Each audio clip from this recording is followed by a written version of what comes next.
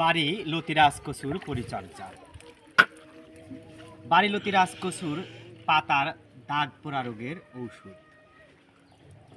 বাড়ি লতিরাজ কচু একের গোড়া পচা রোগের প্রতিরোধের ঔষধ। প্রিয় দর্শক, যে যেখানে আছেন আশা করি ভালো আছেন, সুস্থ আছেন। আপনাদের সুস্থতা কামনায় আমি মোহাম্মদ আসাদ আলী, গ্রাম তালসো পোস্ট এবং থানা বড়াই গ্রাম, জেলা নাটোর, হাজির হয়েছি বাড়ি লতিরাজ কচু একের ক্ষেতে। প্রিয় দর্শক, তো আসেন আমাদের বাড়ি লতিরাজ কচু একের নতুন ক্ষেত দেখাই।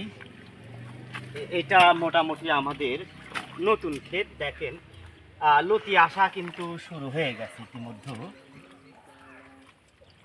আপনারা একটু যদি কাছে এসে দেখেন তাহলে কিন্তু সহজেই অনুমান করতে পারবেন। এই যে দৃশ্যগুলো দেখেন, এই গাছটা যদি আমরা একটু লতির হিসাব করি, 1টা 2টা 3টা 4টা 5টা 6টা লতি আছে। এই গাছটারও কিন্তু একই দশা। প্রিয় দর্শক, আমরা আগামীকাল বাড়ি লতিরাজ কচু একের ক্ষেতে সার প্রয়োগ করব। এই সার প্রয়োগ করার পূর্বে অবশ্যই আপনারা আগাছাগুলো পরিষ্কার করে নেবেন। এতে যে সার দিবেন সমস্ত গাছই কিন্তু খাবে, আগাছা যদি না থাকে। দেখেন আমাদের লতির সাইজটা দেখেন, মোটামুটি 1.5 হাত লম্বা হয়েছে। কেবল লতি আসা শুরু হয়েছে। প্রিয় দর্শক, একটা বিষয় লক্ষ্য করেন, এদিকে আপনাদের দেখাই, একটু মনোযোগ দেন।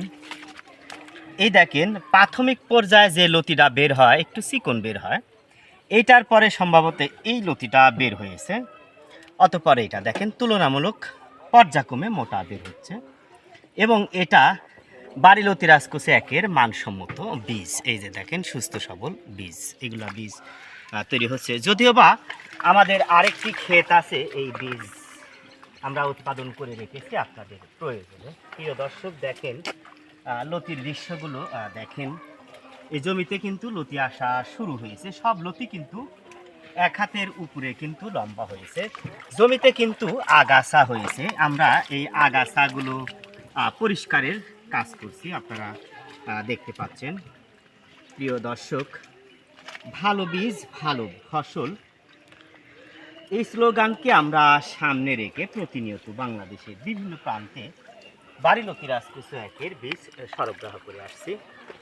প্রিয় দর্শক, যারা অরিজিনাল বাড়ি লতিরাজ কচু একের বীজ পেতে চান আমাদের সাথে যোগাযোগ করবেন।